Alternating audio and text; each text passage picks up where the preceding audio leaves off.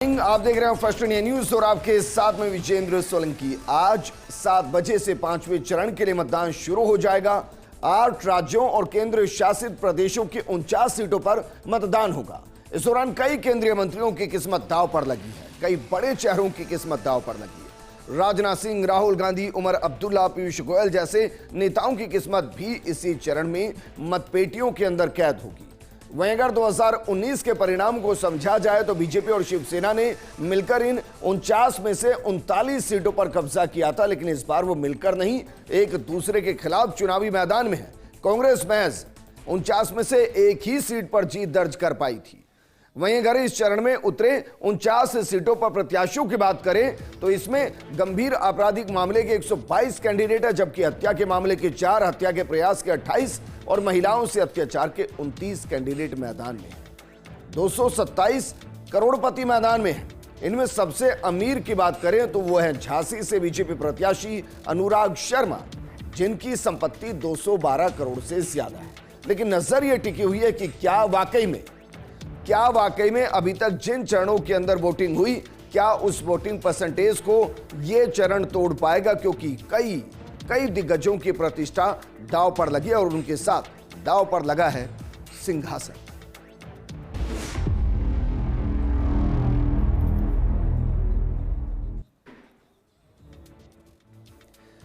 तो सबसे पहले 5वें चरण की 49 सीटों पर मतदान। आज 8 राज्यों की 49 सीटों पर वोटिंग होगी। सुबह 7 बजे से शाम 6 बजे तक मतदान होगा। इस दौरान उत्तर प्रदेश की 14 सीटें, महाराष्ट्र की 13 सीटों पर मतदान होगा, पश्चिम बंगाल की 7 पर, बिहार की 5 पर, ओडिशा की 5 सीटों पर वोटिंग होगी। झारखंड की 3 सीटों पर, जम्मू कश्मीर और लद्दाख की एक सीट पर मतदान होगा। यूपी में लखनऊ से राजनाथ सिंह, रायबरेली से राहुल गांधी मैदान में है।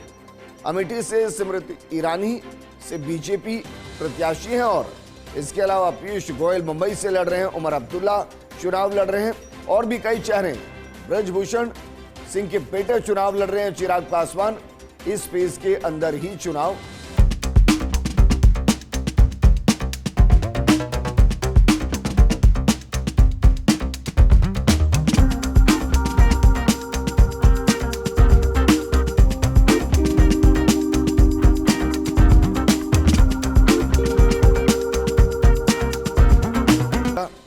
हालांकि आज सोमवार है, लेकिन हम मानकर चल रहे हैं कि जिन सीटों पर चुनाव है वहां छुट्टी करार दी गई होगी और इसलिए आप मत का इस्तेमाल करने जरूर चाहिए। और शुरुआत करते हैं हॉट सीट्स के साथ और सबसे पहले बात करते हैं मोदी सरकार में नंबर 3 कही है राजनाथ सिंह। उनकी सीट है लखनऊ।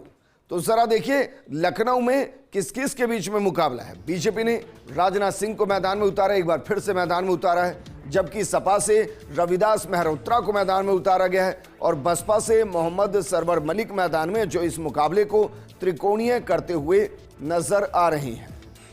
तो ये दरअसल जिस तरीके से मुकाबला है उसमें जब आप जाएंगे कि राजनाथ सिंह लखनऊ से मैदान में है तो यहां आपको यह भी समझ में आएगा कि सीट बीजेपी का गढ़ रही है।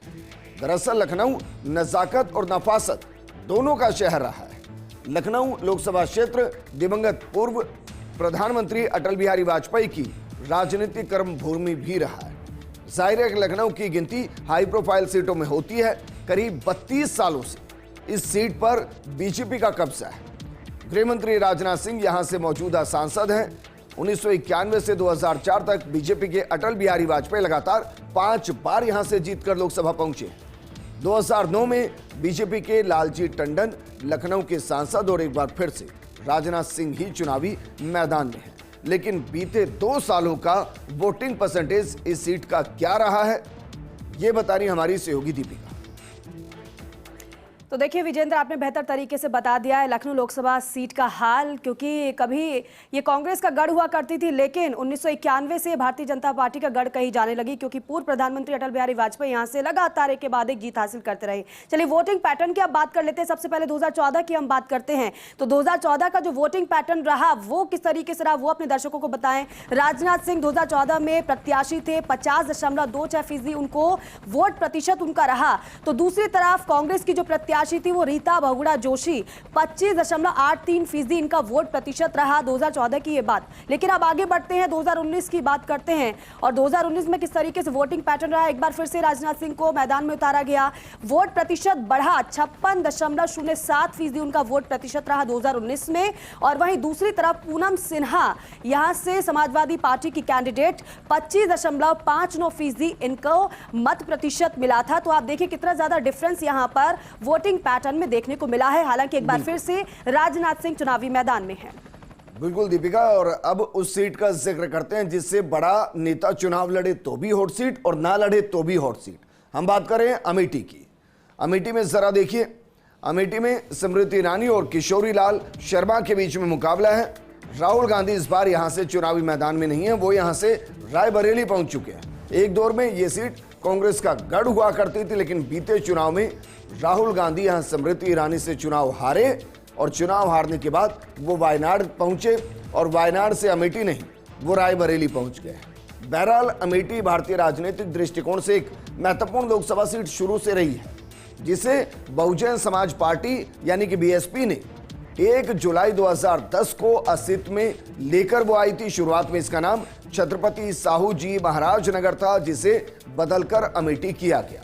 2014 आम चुनाव में राहुल गांधी यहां से सांसद रहे हैं, लेकिन वो हार गए। इस बार उम्मीद थी शायद वो वापस आएंगे यहां, लेकिन ऐसा नहीं हुआ। और जो किशोरी लाल शर्मा है वो वहां के ग्राउंडेड नेता है, जमीनी नेता है, और इसलिए मुकाबले को टफ माना जा रहा है। लेकिन फिर भी स्मृति ईरानी यहां एक बड़ी नेता, और मुकाबले में कौन जीतेगा ये जनता को तय करना है। लेकिन बीते 2 चुनाव का वोटिंग परसेंटेज यहां क्या रहा, दीपिका? बिल्कुल विजेंद्र, बीते 2 चुनाव का वोटिंग पैटर्न यहां पर किस तरीके से रहा है, शुरुआत 2014 से हम करेंगे और बता देते हैं अपने दर्शकों को इस तरीके से 2014 में यहां का वोटिंग पैटर्न देखने को मिला है। राहुल गांधी यहां से कांग्रेस के प्रत्याशी, हालांकि परंपरागत सीट ये कांग्रेस की रही है। राहुल गांधी का जो वोट प्रतिशत रहा था वो 43.36% रहा। तो दूसरी तरफ स्मृति ईरानी को मैदान में पहली बार भारतीय जनता पार्टी की तरफ से उतारा गया था, 31.91% उनका मत प्रतिशत रहा था और हार गई थी चुनाव। लेकिन 2019 की बात करें, 2019 में एक बार फिर से राहुल गांधी कांग्रेस के प्रत्याशी थे, 43.86% उनका वोट प्रतिशत रहा था। लेकिन भेद दिया था इस किले को भारतीय जनता पार्टी ने। स्मृति ईरानी पर एक बार फिर से पार्टी ने भरोसा जताया था। उनका जो वोटिंग पैटर्न था, जो वोट प्रतिशत उनको मिला 49.71%। हालांकि इतना ज्यादा वोट प्रतिशत में अंतर भी नहीं था, लेकिन स्मृति ईरानी ने कांग्रेस के गढ़ को कहीं ना कहीं भेद दिया था विजेंद्र। बिल्कुल दीपिका, और राहुल गांधी यहां से चुनाव हारे थे 19 में और 24 में चुनाव लड़ रहे हैं रायबरेली से। तो जरा देखिए रायबरेली में मुकाबला किस किस के बीच में है, क्योंकि यहां दिनेश प्रताप सिंह बीजेपी से राहुल गांधी को टक्कर दे रहे हैं। और यह मुकाबला रोचक इसलिए रहने वाला है क्योंकि एक लंबे वक्त तक इस सीट पर सोनिया गांधी सांसद रही हैं। इस सीट पर इससे पहले इंदिरा गांधी सांसद रही हैं। फिरोज गांधी के दौर से कांग्रेस यहां से चुनाव लड़ रही है और राहुल गांधी तक पहुंच चुकी है। यहां मुकाबला हमेशा से रोचक रहा है। सोनिया गांधी लगातार जीते हैं, लेकिन यह भी सच है कि बीते कई चुनावों से उनका वोटिंग परसेंटेज लगातार कम होता रहा। और सोनिया गांधी ने बीजेपी के उम्मीदवार दिनेश प्रताप सिंह को हराया था, और दिनेश प्रताप सिंह क्या राहुल गांधी को हरा पाएंगे, ये रायबरेली की जनता को तय करना है। लेकिन जब राहुल गांधी के लिए वोट मांगने प्रियंका गांधी और सोनिया गांधी पहुंची, तो सोनिया गांधी ने बेहद भावना से भरा हुआ बयान दिया और उन्होंने कहा कि मैं रायबरेली की जनता को अपना बेटा सौंप रही हूं, अब इसकी जिम्मेदारी आपके ऊपर है। क्या राहुल गांधी को स्वीकार किया जाएगा? क्योंकि दूसरी तरफ नैरेटिव ये सेट किया जा रहा है कि भाई अगर राहुल गांधी रायबरेली से जीतेंगे तो क्या वायनाड को छोड़ देंगे, और अगर वायनाड को रखेंगे तो रायबरेली का जीतना और ना जीतना क्या उनके लिए मायने रखेगा? ये एक बड़ा सवाल है जिसको बीजेपी पिक कर रही है।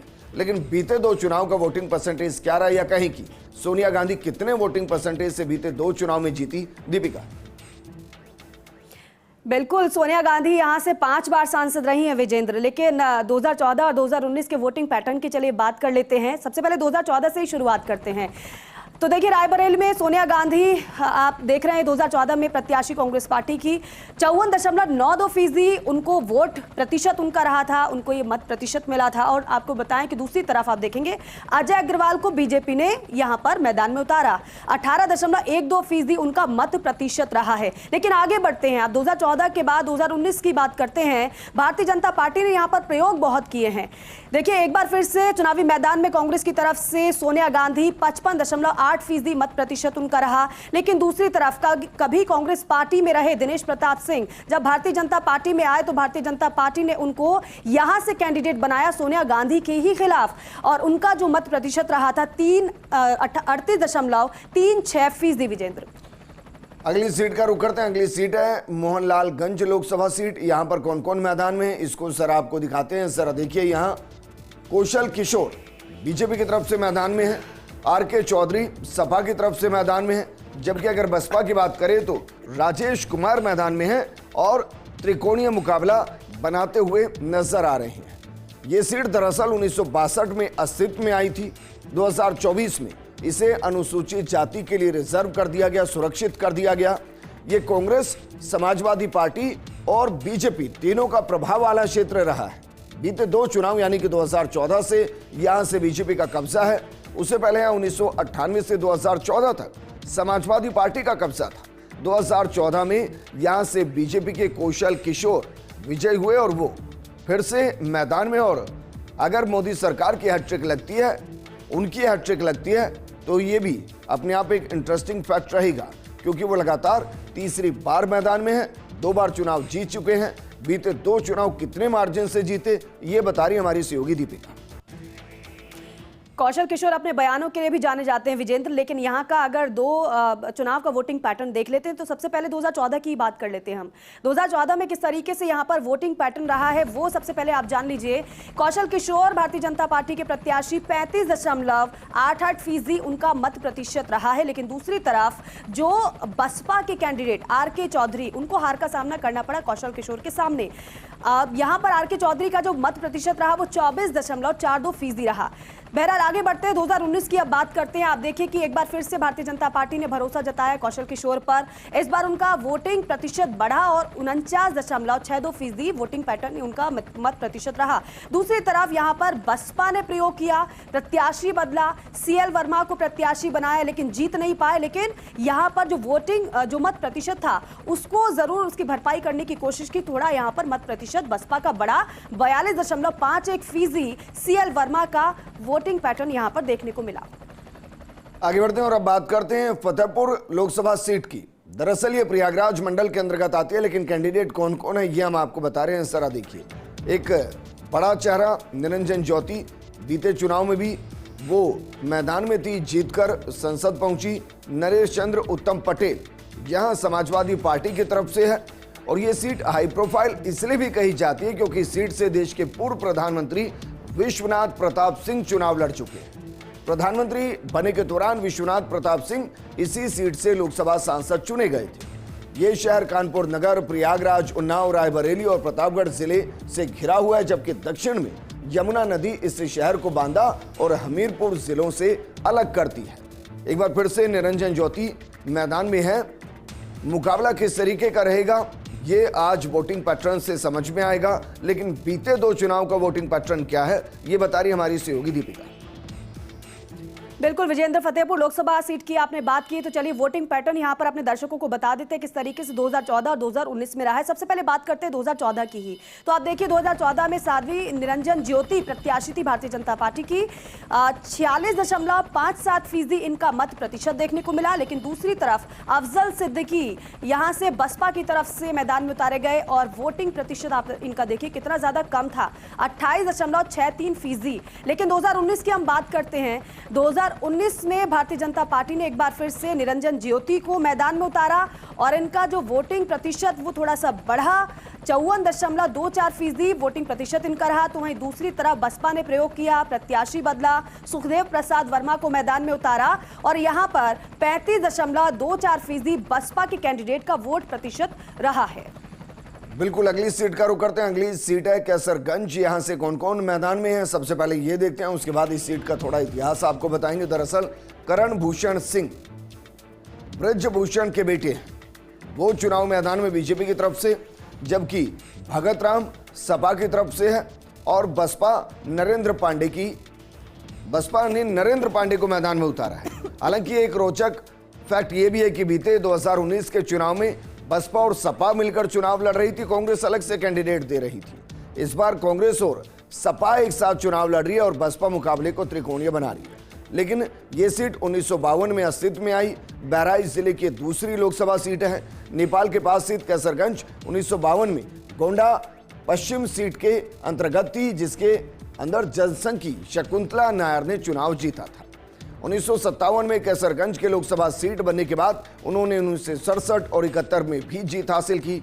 2009 में परिसीमन से पहले इस लोकसभा में बहराइच और बाराबंकी जिलों की 5 विधानसभा सीटें शामिल की गई।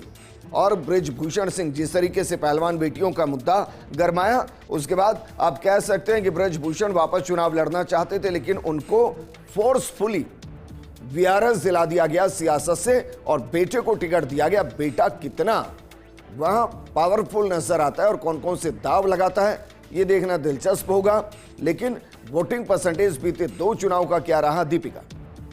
बिल्कुल विजेंद्र, कैसरगंज की अगर बात करें तो एक रोचक बात यह भी है कि जब तक ब्रजभूषण को यहां से चुनावी मैदान में भारतीय जनता पार्टी की तरफ से नहीं उतारा गया, सपा की नजर थी उन पर, क्योंकि कभी सपा में रहे ब्रजभूषण सिंह, ऐसा माना जा रहा था कि अगर बीजेपी ने उन्हें टिकट नहीं दिया, उनका टिकट काटा, तो सपा उन पर दांव लगा सकती है, ऐसी चर्चा चल रही थी। बहरहाल आप 2014 और 2019 की बात कर लेते हैं। वोटिंग पैटर्न यहां पर इस सीट का किस तरीके से रहा है, आप देखिए। ब्रजभूषण शरण सिंह 2014 में यहां से प्रत्याशी बीजेपी के 38.87% उनका वोटिंग पैटर्न रहा है यहां पर। तो दूसरी तरफ समाजवादी पार्टी के जो कैंडिडेट विनोद कुमार का आप देखेंगे जो वोटिंग प्रतिशत है वो 30.9% रहा है। आगे बढ़ते 2019 की बात कर लेते हैं और 2019 में क्योंकि एक बार फिर से ब्रजभूषण पर ही दाव भारतीय जनता पार्टी की तरफ से लगाया गया था, 49.24% उनका वोट प्रतिशत, देखिए कितनी तेजी से बढ़ा, वो आप इसे देखकर समझ पा रहे होंगे। लेकिन दूसरी तरफ जो बसपा के कैंडिडेट थे चंद्रदेव राम यादव, 32.58% उनका वोटिंग प्रतिशत रहा।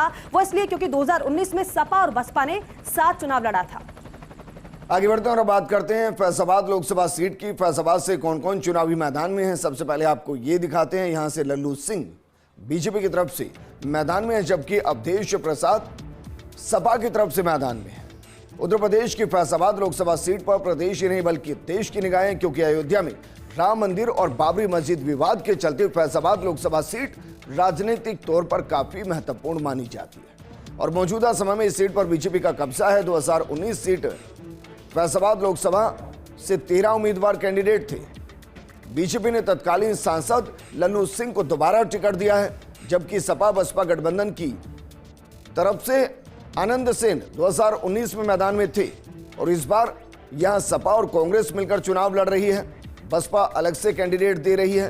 बीते 2 चुनाव का वोटिंग परसेंटेज क्या है, हमारी बता रहे हैं सहयोगी दीपिका।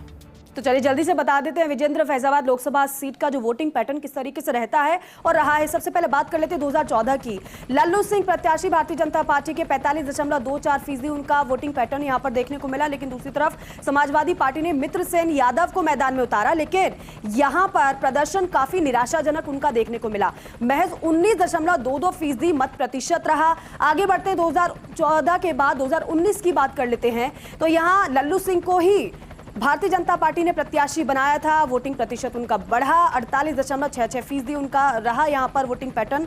आगे दूसरी तरफ देखेंगे आप, समाजवादी पार्टी के प्रत्याशी को यहां पर बदला कैंडिडेट, लेकिन बहुत अच्छा प्रदर्शन किया आनंद सेन ने। वो बात अलग है कि जीत नहीं पाए, लेकिन अच्छी खासी भरपाई की, 42.64% उनका वोटिंग प्रतिशत रहा है। टक्कर बखूबी उन्होंने भारतीय जनता पार्टी के प्रत्याशी को दी थी। बिल्कुल सही कहा आपने, कई सीटें ऐसी हैं जहां काफी टक्कर रही है 2019 में। बाराबंकी का रुख करते हैं। बाराबंकी से कौन कौन कैंडिडेट इस बार चुनावी मैदान में हैं। सबसे पहले जरा देखिए, बीजेपी की तरफ से राज रानी रावत को मैदान में उतारा गया है, जबकि अगर कांग्रेस की बात करें तो तनुज पूनिया मैदान में उतारा गए। बाराबंकी दरअसल अयोध्या मंडल का एक प्रमुख शहर है जो राजधानी लखनऊ से 29 किलोमीटर की दूरी पर है। बाराबंकी लोकसभा सीट पर कांग्रेस का मजबूत गढ़ हुआ करता था, लेकिन वक्त के साथ सपा और बीजेपी इस इलाके में अपना आधार मजबूत करने में सफल रही। 2019 लोकसभा चुनाव में इस सीट से बीजेपी प्रत्याशी उपेंद्र सिंह रावत ने जीत हासिल की। 14 के लोकसभा चुनाव में बीजेपी के टिकट पर प्रियंका सिंह रावत ने जीत हासिल की। 2 बार से बीजेपी यहां जीत रही है, उससे पहले सपा और कांग्रेस उससे पहले, लेकिन कांग्रेस को रीजनल पार्टियां ऑलमोस्ट उनके वोट बैंक को हाईजैक कर चुकी है। लेकिन बीते 2 चुनाव का वोटिंग परसेंटेज क्या रहा, ये बता रही हमारी सहयोगी दीपिका। तो देखिए, बाराबंकी लोकसभा सीट 2 बार से भारतीय जनता पार्टी यहां से जीत रही है, लेकिन 2014-2019 का वोटिंग पैटर्न किस तरीके से सीट का रहा है वो आप जान लीजिए। 2014 की सबसे पहले बात कर लेते हैं। प्रियंका सिंह रावत को मैदान में भारतीय जनता पार्टी ने उतारा। 39.31% वोट प्रतिशत इनका रहा। तो दूसरी तरफ कांग्रेस के प्रत्याशी PL पूनिया 20.98% इनका वोटिंग पैटर्न यहां पर देखने को मिला। काफी निराशाजनक इनका प्रदर्शन रहा। आगे बढ़ते 2019 की बात करते हैं। 2019 में भारतीय जनता पार्टी क्योंकि प्रयोग के लिए जानी जाती है, यहां पर प्रयोग किया, प्रत्याशी बदला, उपेंद्र सिंह रावत को मैदान में उतारा और आप देखेंगे यहां पर वोट प्रतिशत बढ़ा भारतीय जनता पार्टी का। 46.39% वोट प्रतिशत रहा। तो दूसरी तरफ समाजवादी पार्टी की तरफ से राम सागर रावत को मैदान में उतारा गया। 36.85% इनका वोटिंग प्रतिशत यहां पर 2019 में रहा है। बिल्कुल, तो ये दरअसल उत्तर प्रदेश की वो सीटें जो हॉट सीट्स, लेकिन इसके अलावा बिहार की कौन कौन सी हॉट सीट्स है, मध्य प्रदेश, माफ कीजिएगा, महाराष्ट्र की कौन कौन सी हॉट सीट्स हैं, जम्मू कश्मीर के अंदर 2 सीटों पर चुनाव है, वहां उमर अब्दुल्ला की प्रतिष्ठा दांव पर है, उनके भी समीकरण आपको बताएंगे। लेकिन ब्रेक से पहले हमने आपको उत्तर प्रदेश की हॉट सीट्स का जिक्र किया, लेकिन जितना हॉट उत्तर प्रदेश उतना ही बिहार भी है, क्योंकि अगर टॉप 4 स्टेट की बात की जाए जहां सबसे ज्यादा लोकसभा की सीटें, तो बिहार, पश्चिम बंगाल, महाराष्ट्र और उसके बाद, माफ कीजिएगा, उत्तर प्रदेश, पश्चिम बंगाल, महाराष्ट्र और उसके बाद बिहार का ही जिक्र आता है। और यहां कहते हैं कि राजनीति रगों में बसी हुई है। बहरहाल शुरुआत करते हैं हाजीपुर लोकसभा सीट से। सबसे पहले जरा देखिए, जो गंगा और गंडक नदी को जोड़कर बहता हो इलाका, वहां से कौन कौन कैंडिडेट मैदान में। चिराग पासवान, जबकि यहां पर बात करें तो लालू यादव की पार्टी की तरफ से शिवचंद्र राम मैदान में है और मुकाबला रोमांचक है और मुकाबला यहां प्रतिष्ठाओं के साथ जुड़ा हुआ है। ऐसा इसलिए क्योंकि यह सीट हमेशा से चर्चाओं में रही। पूर्व केंद्रीय मंत्री रामविलास पासवान लंबे वक्त तक यहां से सांसद रहे और बिहार की हाजीपुर लोकसभा सीट हर चुनाव में सुर्खियां बनती है। एक दौर हुआ करता था जब कांग्रेस का दबदबा हुआ करता था, लेकिन 1977 के चुनाव में रामविलास पासवान ने सेंध ऐसी लगाई कि उसके बाद यह सीट रामविलास पासवान और उनके परिवार के ही इर्द गिर्द घूमती नजर आई। हालांकि 2019 का चुनाव थोड़ा रोमांचक था, अलग था, क्योंकि रामविलास पासवान के बेटे चिराग पासवान और चाचा पशुपति पारस के बीच मतभेद नजर आया और इस सीट से पशुपति पारस चुनाव जीते थे। लेकिन इस बार की तस्वीर बहुत अलग नजर आती है। बीते 2 चुनाव का वोटिंग परसेंटेज क्या है, बता रही हमारी सहयोगी दीपिका। तो देखिए, यूपी में काबा के बाद बिहार में काबा का नारा भी खूब चला था विजेंद्र। और यहां पर अगर हाजीपुर की बात की जाए तो रामविलास पासवान लंबे समय से यहां से सांसद रहे। जमुई से सांसद चिराग पासवान ने सीट अपनी बदली और यहां से इस बार अपने पिता की विरासत को आगे बढ़ाने के लिए पहुंचे।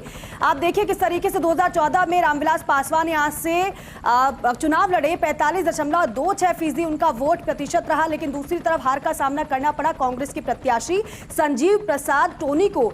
महज 22.86% उनका वोट प्रतिशत यहां पर रहा। लेकिन आगे बढ़ते हैं, 2019 की बात करते हैं और 2019 में पशुपति पारस यहां पर चुनाव लड़े।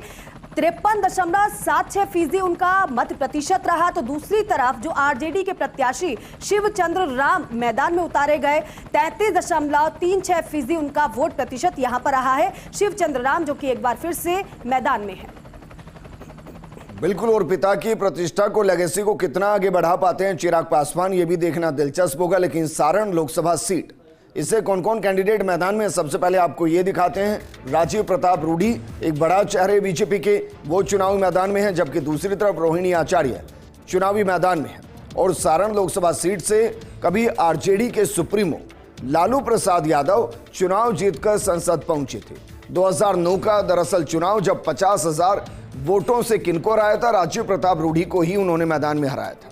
2019 के लोकसभा चुनाव में राजीव प्रताप रूडी ने लालू प्रसाद यादव के समधी चंद्रिका राय को हराया था और इसलिए बिहार की सारण लोकसभा सीट हमेशा दिलचस्प रही है। इस सीट पर राजपूत और यादव के बीच में सीधा मुकाबला होता आया है।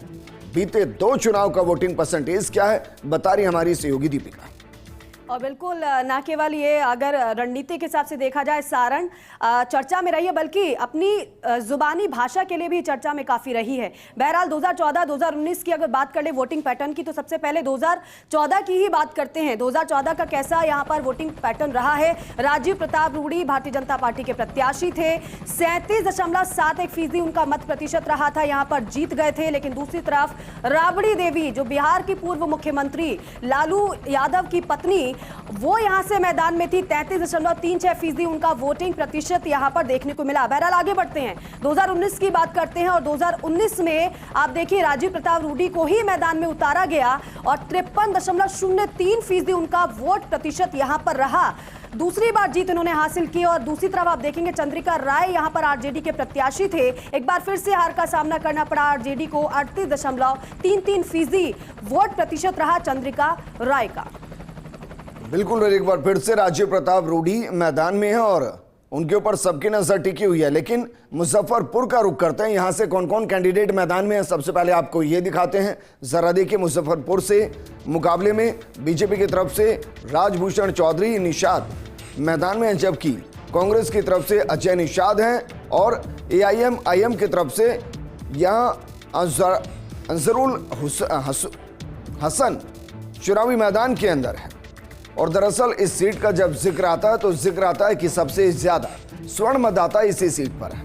इसके बाद इस सीट में मुस्लिम, यादव और वैश्य वोटर्स हैं। मुजफ्फरपुर लोकसभा सीट से भारतीय जनता पार्टी के अजय निषाद सांसद है, लेकिन इस बार उनके टिकट को बदला गया। और कमाल की बात यहाँ बहुत इंटरेस्टिंग फैक्ट है। इंटरेस्टिंग फैक्ट ये है कि जरा देखिए, जो अजय निषाद बीजेपी से जीत कर आए थे वो कांग्रेस के कैंडिडेट हैं और जो VIP पार्टी से राजभूषण चौधरी हारे थे बीते चुनाव में, वो इस बार कमल के निशान के साथ चुनाव लड़ रहे हैं।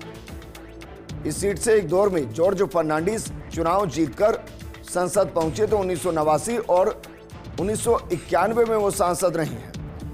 हसन कितना इस मुकाबले को त्रिकोणीय बना पाते हैं और दोनों कैंडिडेट कितने लोकल वर्कर के साथ जुड़ पाते हैं, ये देखना दिलचस्प होगा, क्योंकि कैंडिडेट बदल दिए गए हैं और पार्टियों ने आपस में बदल लिए हैं। बहरहाल बीते 2 चुनाव का वोटिंग परसेंटेज क्या है दीपिका? चलिए बता देते हैं विजेंद्र, मुजफ्फरपुर का किस तरीके से वोटिंग पैटर्न रहा है। सबसे पहले बात 2014 की कर लेते हैं। 2014 में आप देखेंगे तो यहां पर अजय निषाद को भारतीय जनता पार्टी ने प्रत्याशी बनाया था। 44.35% उनका वोट प्रतिशत देखने को मिला। तो दूसरी तरफ यहां पर अखिलेश PD सिंह को कांग्रेस ने मैदान में उतारा। 23.33% इनका वोट प्रतिशत रहा। लेकिन 2014 के बाद अब 2019 की हम बात करेंगे, लेकिन आप गैप आप देख रहे होंगे, गैप कितना ज्यादा रहा वोटिंग प्रतिशत का। अब 2019 की बात कर लेते हैं। अजय निषाद भारतीय जनता पार्टी के प्रत्याशी, एक बार फिर से वोट प्रतिशत इनका बढ़ा, काफी अच्छा प्रदर्शन उन्होंने किया। कड़ी टक्कर यहां पर दूसरे प्रत्याशी ने, डॉक्टर राजभूषण चौधरी निषाद ने इनको दी। यहां अजय निषाद का जो वोट प्रतिशत रहा वो काफी ज्यादा था, 63.03% था। तो वहीं दूसरी तरफ डॉक्टर राजभूषण चौधरी का वोट प्रतिशत महज 24.28% रहा। चलिए आगे बढ़ते हैं और बात करते हैं महाराष्ट्र की, क्योंकि महाराष्ट्र में सियासत बदलने के साथ पार्टियां भी बदली हैं और कई गुट एक ही पार्टी के अंदर नजर आए हैं। जैसे अजीत गुट शरद पवार गुट से अलग हुआ, शिंदे गुट उद्धव गुट से अलग हुआ। और इस बार गुटों के बीच में जनता किसको चुनती है, क्योंकि मुकाबला यहां लेगेसी बनाम एक तरीके से वर्चस्व का है। और शुरुआत करते हैं एक ऐसी सीट से जिस पर एक बेहतरीन चेहरे बीजेपी की तरफ से हैं। मुंबई नॉर्थ ये सीट है। सबसे पहले कैंडिडेट को देखिए जरा कि कैंडिडेट इस सीट पर कौन कौन है। पीयूष गोयल को पहली बार चुनावी मैदान में उतारा गया। वो आपको संसद में तो नजर आए, लेकिन वो राज्यसभा में ही नजर आए। भूषण पाटिल को कांग्रेस की तरफ से मैदान में उतारा गया है। पीयूष गोयल वर्तमान में वाणिज्य और उद्योग मंत्री हैं, 3 बार राज्यसभा सदस्य रह चुके हैं और पहली बार मैदान में हैं। बीते चुनाव की बात करें तो 2 बार से यहां गोपाल शेट्टी लगातार चुनाव जीतते आए, लेकिन इस बार कैंडिडेट को बदल दिया गया है। पीयूष गोयल को मैदान में उतारा गया है और वहीं मुंबई उत्तर लोकसभा सीट से राम नाईक गोविंदा और संजय निरुपम जैसे दिग्गज नेता सांसद रह चुके हैं। लेकिन बीते 2 चुनाव का वोटिंग परसेंटेज क्या रहा है, ये बता रही हमारी सहयोगी दीपिका। मुंबई नॉर्थ इस सीट को लेकर बड़ी अब यहाँ चर्चा भी हुई है, काफी घमासान भी हुआ। संजय निरुपम जो कि भारतीय जनता पार्टी को कहीं ना कहीं शिवसेना में जब शामिल हुए तो गठबंधन है तो सपोर्ट करते हुए वो दिखाई दिए। बहरहाल 2014-2019 की हम बात कर लेते हैं, वोटिंग पैटर्न किस तरीके से यहाँ पर रहा है। 2014 का आप देखिए, सबसे पहले गोपाल शेट्टी 70.8% वोट प्रतिशत इनका रहा। भारतीय जनता पार्टी के प्रत्याशी जीत गए और बंपर जीत हासिल की।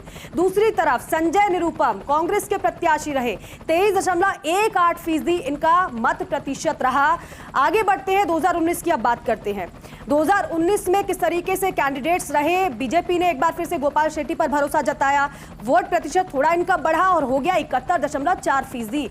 दूसरी तरफ उर्मिला मातोंडकर को मैदान में उतारा कांग्रेस पार्टी ने। अभिनेत्री हैं, लेकिन सियासी कदम इनका किस तरीके से हमने देखा और कांग्रेस ने प्रत्याशी इनको बना दिया, लेकिन जीत नहीं पाई। महज 24.39% इनका वोट प्रतिशत विजेंद्र देखने को मिला। बिल्कुल दीपिका, और यही वजह है कि पीयूष गोयल को यहां से मैदान में उतारा गया, क्योंकि बीजेपी इसको सेफेस्ट सीट मानती है और वहां से अपने नेता को लोकसभा पहुंचाना चाहती है। लेकिन अब बात करते हैं मुंबई नॉर्थ सेंट्रल की। जरा देखिए सबसे पहले कि यहां कैंडिडेट कौन कौन मैदान में है। उज्जवल निकम और कांग्रेस की तरफ से वर्षा गायकवाड़। उज्जवल निकम के चेहरे को आप बखूबी समझते हैं, क्योंकि ये एक वरिष्ठ वकील हैं और कई बेहतरीन जो केस रहे हैं वो इन्होंने लड़े हैं। बहरहाल ये सीट बीजेपी की पूनम महाजन की सीट रही है, लेकिन इस बार उज्जवल निकम को दिया गया। उज्जवल निकम पद्मश्री से सम्मानित हो चुके हैं और 26/11 मुंबई हमला और इसके अलावा आप देखिए 1993 bomb blast, Gulshan Kumar murder case, Pramod Mahajan murder case, वो सबसे जुड़े रहे हैं, सबकी वकालत की है उन्होंने। और जो वर्षा गायकवाड़ उनके खिलाफ मैदान में है, वो 4 बार विधायक चुनी गई है। वो उद्धव ठाकरे और अशोक चौहान वाली सरकार में मंत्री भी रह चुके हैं और मुकाबला बेहद दिलचस्प रहने वाला है। लेकिन बीते 2 चुनाव का वोटिंग परसेंटेज क्या रहा, ये बता रही हमारी सहयोगी दीपिका। मुंबई नॉर्थ सेंट्रल यहां पर बीते 2 चुनाव का वोटिंग पैटर्न किस तरीके से देखने को मिला है। चलिए सबसे पहले बात कर लेते हैं 2014 की ही। और 2014 पर अगर आप नजर डालेंगे तो यहां पर पूनम महाजन भारतीय जनता पार्टी की प्रत्याशी थी। 53.07% उनका वोट प्रतिशत रहा था, अच्छा खासा ही वोट प्रतिशत रहा। लेकिन दूसरी तरफ कांग्रेस पार्टी ने टक्कर देने के लिहाज से प्रिया दत्त को मैदान में तो उतारा, लेकिन उतनी टक्कर वो दे नहीं पाई। प्रिया दत्त एक बार फिर से आप देखेंगे 2019 में तो प्रिया दत्त एक बार फिर से कांग्रेस पार्टी की प्रत्याशी, 39.55% इनका वोट प्रतिशत रहा। लेकिन पूनम महाजन पर एक बार फिर से भारतीय जनता पार्टी ने दांव लगाया और 53.97% इनका वोट प्रतिशत विजेंद्र देखने को मिला। बिल्कुल दीपिका, और अब बात करते हैं कि ऐसी सीट की जिस सीट का जिक्र मुंबई में बहुत होता है, क्योंकि ये सीट कल्याण है। और कल्याण नाम इस वक्त, क्योंकि कैंडिडेट को जब आप देखेंगे तो महसूस होगा कि शायद इस बार भी उनका कल्याण हो सकता है। सबसे पहले कैंडिडेट देखिए कि इस सीट पर कैंडिडेट कौन कौन है। श्रीकांत शिंदे यहां पर शिवसेना से मैदान में है, और जबकि यहां पर वैशाली दरेकर राणे उनको मुकाबले में लेकर आ रही है। दरअसल श्रीकांत शिंदे महाराष्ट्र के मुख्यमंत्री एकनाथ शिंदे के बेटे हैं और वर्तमान में जिसे हम एक्चुअल शिवसेना कह सकते हैं, असली शिवसेना, वो एकनाथ शिंदे के साथ ही चल रही है। कल्याण लोकसभा सीट पर पहली बार 2009 में चुनाव हुआ था और तभी से यहां पर शिवसेना का कब्जा है, लेकिन अब शिवसेना वो वाली शिवसेना नहीं है। तीनों चुनाव में शिवसेना और एनसीपी के बीच टक्कर देखी गई। श्रीकांत शिंदे ने यहां से लगातार 2 बार जीत हासिल की है। पेशे से डॉक्टर हैं और शिंदे को चुनौती जो वैशाली दरेकर दे रही हैं, वो 2 बार की पार्षद है। 2009 में महाराष्ट्र नवनिर्माण सेना के टिकट पर यहां से चुनाव लड़ चुकी हैं। तीसरे स्थान पर रही थी, लगभग 1 लाख के आसपास वोट उनको मिले थे। एक बार फिर से वो मैदान में है। और श्रीकांत शिंदे क्या जीत की हैट्रिक लगा पाएंगे? पिता उनके वर्तमान में मुख्यमंत्री हैं। दीपिका, बीते 2 चुनाव के अंदर श्रीकांत शिंदे कितने वोटिंग परसेंटेज से जीते? बिल्कुल, श्रीकांत शिंदे जीत की हैट्रिक के इरादे से तो उतरे हैं, लेकिन बीते 2 चुनाव का जो वोटिंग पैटर्न रहा है जरा वो भी अपने दर्शकों को हम बता देते हैं। सबसे पहले बात कर लेते हैं 2014 की ही। आप देखिए कि 2014 में क्योंकि श्रीकांत शिंदे ही शिवसेना की तरफ से प्रत्याशी थे, 49.52% इनका वोट प्रतिशत रहा था। जनता ने अच्छा खासा भरोसा जताया था। पेशे से डॉक्टर है, लेकिन दूसरी तरफ आप देखेंगे आनंद प्रकाश यहाँ पर विपक्षी कैंडिडेट 21.36% इनका वोटिंग पैटर्न रहा। आगे बढ़ते हैं और 2019 की बात करते हैं। हालांकि 2019 में एक बार फिर से श्रीकांत शिंदे ही शिवसेना के कैंडिडेट थे और आप देखेंगे यहां पर मत प्रतिशत में कितना ज्यादा उन्होंने गेन किया, 62.87% उनका वोटिंग पैटर्न रहा। लेकिन दूसरी तरफ विपक्ष के जो प्रत्याशी थे बाबाजी बलराम पाटिल, 24.19% इनका वोट प्रतिशत रहा था। लेकिन बड़ा सवाल यही है, जिस तरीके से आपने भी कहा कि जीत की हैट्रिक के इरादे से तो उतरे हैं, लेकिन क्या हैट्रिक लगा पाएंगे या नहीं? बिल्कुल दीपिका, और अब बात करते हैं मुंबई साउथ की, क्योंकि यहाँ जो कैंडिडेट मैदान में उससे ज्यादा चर्चा यहाँ जो कैंडिडेट मैदान में नहीं है उनकी हो रही है। दरअसल सबसे पहले देखिए कि मुकाबला किन किन के बीच में है। मुकाबला है अरविंद सावंत और यामिनी जाधव के बीच में, लेकिन यहाँ जो जिक्र हो रहा है वो दरअसल जिक्र हो रहा है मिलिंद देवड़ा का, क्योंकि कांग्रेस से वो लगातार मैदान में रहे हैं। अरविंद सावंत इस वक्त भी वो सांसद है वहां से, और देवड़ा अब बीजेपी में शामिल हो गए हैं, और बीजेपी में उनके शामिल होने से अरविंद सावंत को कितना फायदा होगा यही देखना दिलचस्प है। बहरहाल जरा बीते 2 सालों का, बीते 2 चुनाव का वोटिंग परसेंटेज क्या है ये बता रही हमारी सहयोगी दीपिका। देवड़ा का आपने जिक्र किया, एक बयान उनका बड़ा चर्चा में आया था जब उन्होंने कांग्रेस पार्टी छोड़ी। उन्होंने कहा कि मैंने कांग्रेस को नहीं छोड़ा बल्कि कांग्रेस ने मुझे छोड़ दिया है। बहरहाल दोनों ही जो कैंडिडेट है वो शिवसेना के, हालांकि 2 फाट जिस तरीके से शिवसेना में हुई। 2014 के वोटिंग पैटर्न की सबसे पहले बात कर लेते हैं किस तरीके से यहां पर रहा है। आप देखिए 2014 में अरविंद सावंत को प्रत्याशी शिवसेना की तरफ से बनाया गया, 48.6% इनका वोट प्रतिशत रहा। तो दूसरी तरफ हार का सामना करना पड़ा मिलिंद देवड़ा को, कांग्रेस पार्टी के कैंडिडेट को 31.98% ही वोट प्रतिशत मिल पाया था। अब 2014 के बाद 2019 की बात करना भी बहुत जरूरी है, जिससे कि समझ आएगा हमारे दर्शकों को कि किस तरीके से यहां की जनता का मन रहा है और कैसे प्रत्याशी पर जनता भरोसा जताती है। 2019 की हम बात कर लेते हैं और 2019 में आप देखेंगे एक बार फिर से अरविंद सावंत ही प्रत्याशी थे, 52.64% इनका वोट प्रतिशत रहा, गेन किया। लेकिन दूसरी तरफ एक बार फिर से कांग्रेस ने भरोसा जताया मिलिंद देवड़ा पर ही। इन्होंने थोड़ा गेन जरूर किया, लेकिन 40.15% तक ही ये रुक गए और हार का सामना इनको करना पड़ा। बिल्कुल दीपिका, और बात करते हैं मुंबई दक्षिण या कहें कि मुंबई साउथ सेंट्रल की। इसमें कौन कौन कैंडिडेट मैदान में, सबसे पहले तो जरा यही आपको बताते हैं। देखिए जरा, राहुल शेवाले मैदान में और उनको मुकाबला दे रहे हैं अनिल देसाई। दरअसल देखिए मुकाबला यहां एक ही पार्टी के 2 घटक के बीच में है, मतलब शिवसेना एक जो एकनाथ शिंदे के साथ चल रही है और दूसरी शिवसेना जो उद्धव ठाकरे के साथ चल रही है। बहरहाल मुंबई दक्षिण मध्य सीट पर भी शिवसेना के 2 गुटों के बीच में मुकाबला है। अनिल देसाई पूर्व सांसद हैं और एक बार फिर से वो मैदान के अंदर हैं। बीते 2 चुनाव का वोटिंग परसेंटेज क्या है बता रही हमारी सहयोगी दीपिका। बिल्कुल, दोनों कैंडिडेट यहां पर शिवसेना के हैं। वो बात अलग है कि एक शिंदे की शिवसेना है और एक यूबीटी यानी कि उद्धव ठाकरे की शिवसेना है। बहरहाल 2014-2019 की हम बात कर लेते हैं वोटिंग पैटर्न की, और आप देखिए यहां पर 2014 का सबसे पहले जिक्र करना बहुत जरूरी है। राहुल शेवाले को मैदान में शिवसेना की तरफ से उतारा गया, 50.2% इनका वोट प्रतिशत रहा। तो दूसरी तरफ एकनाथ गायकवाड़ को कांग्रेस ने प्रत्याशी बनाया, लेकिन हार गए, महज 31.99% इनको वोट प्रतिशत मिला। जनता ने ज्यादा भरोसा नहीं किया। आगे बढ़ते हैं, 2019 की बात करते हैं। 2019 में हम देखेंगे किस तरीके से यहां पर प्रत्याशी मैदान में रहे और कैसा जनता ने उन पर भरोसा जताया और किस तरीके से यहां पर वोटिंग प्रतिशत कितना किसका रहा है। आप देखिए एक बार फिर से यहां पर, क्योंकि अगर 2024 की बात करें तो 2024 में शिवसेना वर्सेस शिवसेना ही कैंडिडेट हैं, एक उद्धव की शिवसेना तो दूसरी तरफ शिंदे की शिवसेना। लेकिन 2014 की हम बात कर रहे हैं, आप देखिए राहुल शेवाले को 50.2% यहाँ पर वोटिंग प्रतिशत रहा उनका। एकनाथ गायकवाड़ कांग्रेस के प्रत्याशी रहे, लेकिन 14 के बाद 2019 की बात कर लेते हैं। और 2019 में आप देखिए राहुल शिवाले ही प्रत्याशी थे शिवसेना के। वोटिंग प्रतिशत बढ़ा 3% के करीब, 53.3% इनका वोट प्रतिशत रहा। तो दूसरी तरफ एक बार फिर से कांग्रेस पार्टी ने उन्हीं कैंडिडेट पर भरोसा जताया, एकनाथ गायकवाड़ पर। थोड़ा सा गेन किया लेकिन जीत नहीं पाए। 34.21% वोट प्रतिशत इनको मिला। बिल्कुल। और अब बात करते हैं पालघर की। ये लोकसभा सीट वैसे भी बेहद खास है, देश के लिए भी खास है, लेकिन फिलहाल कैंडिडेट कौन कौन यहां पर है ये मैदान में, ये आपको बता रहे हैं।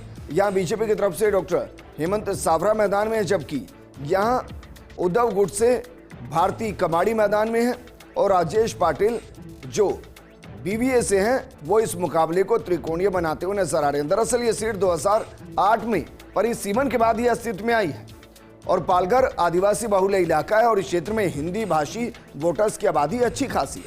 इसके बाद गुजराती है, आदिवासी है, पानमाली वोटर्स का नंबर आता है।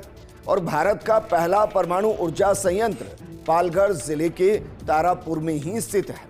फिलहाल बीते 2 चुनावों का वोटिंग परसेंटेज क्या है बता रही हमारी सहयोगी दीपिका। वोटिंग पैटर्न के साथ साथ विजेंद्र, यहाँ पालघर का घटनाक्रम आपको याद होगा, साधु की हत्या वाला मामला बड़ा चर्चा में रहा था। चलिए वोटिंग पैटर्न की बात कर लेते हैं 2014 और 2019 की। तो सबसे पहले 2014 की बात कर लेते हैं। यहाँ पर 2014 में चिंतामन वांगा को भाजपा ने प्रत्याशी बनाया। 44.36% इनका वोट प्रतिशत रहा। दूसरी तरफ आप देखेंगे जो विपक्ष के कैंडिडेट थे बलिराम जाधव जीत नहीं पाए, बल्कि 24.43% वोट प्रतिशत से ही इनको संतुष्ट होना पड़ा। 2014 का आप देखेंगे किस तरीके से गैप कितना ज्यादा था बीजेपी के प्रत्याशी के परफॉर्मेंस में और दूसरी तरफ विपक्ष के प्रत्याशी की परफॉर्मेंस में। अब 2014 के बाद 2019 की हम बात कर लेते हैं। 2019 में आप देख रहे हैं कि राजेंद्र गाविल को मैदान में शिवसेना ने उतारा। 48.3% इनका वोट प्रतिशत रहा। तो दूसरी तरफ विपक्ष का जो कैंडिडेट एक बार फिर से बलिराम जाधव, उनका अच्छा खासा मतलब उन्होंने गेन किया। 40.9% उनका वोट प्रतिशत रहा। वोट प्रतिशत तो बढ़ा लेकिन जीत नहीं पाए। बिल्कुल दीपिका, अगली सीट का रुख करते हैं, ठाणे लोकसभा सीट। और इस पर कौन कौन कैंडिडेट मैदान में हैं सबसे पहले आपको ये बताते हैं। देखिए नरेश महस्के ये शिवसेना की तरफ से मैदान में है, जबकि उद्धव ठाकरे ग्रुप से राजन विचारे को मैदान में उतारा गया है।